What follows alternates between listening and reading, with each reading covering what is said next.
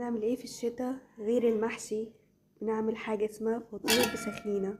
ايه هي السخينة؟ هي البصلة دي، شوية زيت او سمنة، ونحمر البصلة لحد ما تاخد اللون ده، وبعدين ننزل بيها على الشوربة. دي الشوربة بتاعتي، وطبعا استخدموا اي شوربة حبينا، شوربة لحمة، شوربة فراخ. دي يا جماعة شوربة ديوك بلدي كده اهو، وانزل بيها على البصل. طبعا انا هعبي الحلة بتاعتي واولع عليها واسيبها تغلي.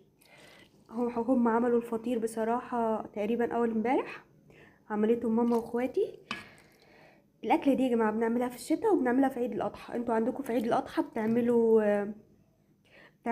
فته. بتعملوا فته في بحري، في بلاد، في محافظات مصر كلها يعني، بس احنا هنا في الصعيد بنعمل حاجه اسمها فطير بسخينه، وهوريكم شكله في الفيديو. وان شاء الله باذن الله هعمله معاكم من الاول. يعني اصور لكم الفطير هو بيتعمل، ده معاكم البصله من الاول، واعمل لكم فيديو كامل عنها باذن الله ان شاء الله. بس كملوا معايا الفيديو ده كده، ايه، محبه مع بعض. اهو عبيت الحله على الاخر وهسيبها على النار لحد ما تغلي. دلوقتي هطبخ لهم ملوخيه ناشفه، بس انا المره دي حابه بقى اطبخها بايه، بالثومه الخضراء. حطيت معلقه كده من الثومه الخضراء في حبه سمنه او زيت، ونديها تقليبه كده حلوه. جربوها يا جماعه لما تطبخوا باميه او ملوخيه خضراء او ناشفه، يعني بتبقى حلوه قوي معاها. وطبعا بنعرف التومه الخضراء استوت لما تلاقوها متحمصه معاكم انتوا بتقلبوها. هضيف اصغر طماطمايه عندي، بس المفروض ما تحطوا هنا يا جماعه، في كام ورقه كده اخدت لون، مش مشكله، مش هيأثر معانا حاجه. حطيت بهارات، كزبره وكمون وفلفل اسود وشطه وربع مكعب مرقه، وهقلب كل ده مع بعض كده.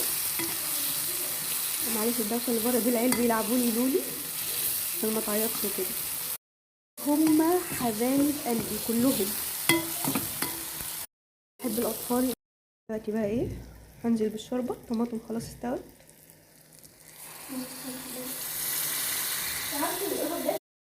ضفت الشوربه وهسيبها بقى تغلي. بعد ما تغلي هنزل بالملوخيه الناشفه بتاعتي اهي يا جماعه. بعد ما غلت وبيتحط لها كزبره وفلفل اسود. نحط لها حاجه تانية يا ماما؟ لا، انا عملتها في بيتي، محطتش اي بهارات، بس هو اديني عرفت. بس هو اوريدي اصلا الشوربه بيبقى فيها كزبره وبيبقى فيها فلفل اسود، بس حطينا لها تاني اهو. ايوه ماما بتحب زياده بصراحه، ماما اكلها تحفه، احسن واحده تعمل اكل. انا رايحه لبنتي، سلام. ادي الشوربه بتاعت الملوخيه جاهزه، هنضيف عليها برضو عشان احنا بنعملها قبل الغدا على طول، اللي هو الرقاق، وبنفته في الطبق ده كده، وبنحط عليه السخينه، شوربه السخينه اللي وريتها لكم. بحمر الفراخ، انا بخاف من تحمير الفراخ، بس الفكره بحمرها يعني، هعمل ايه. طلع عليها هنا يا جماعه. وهي دي الملوخيه القمر بتاعتنا. ديوك ماما، دي تربيه ماما. تسلم ايدك يا ماما، تربيه ماما واكل ماما وكل حاجه من ايدين ست الحبايب. ربنا يخليها لنا هي وبابا يا رب. ايوه، بطل الغدا النهارده بقى الفطير بسخينه يا جماعه. اهو ست الحبايب بتسقيه.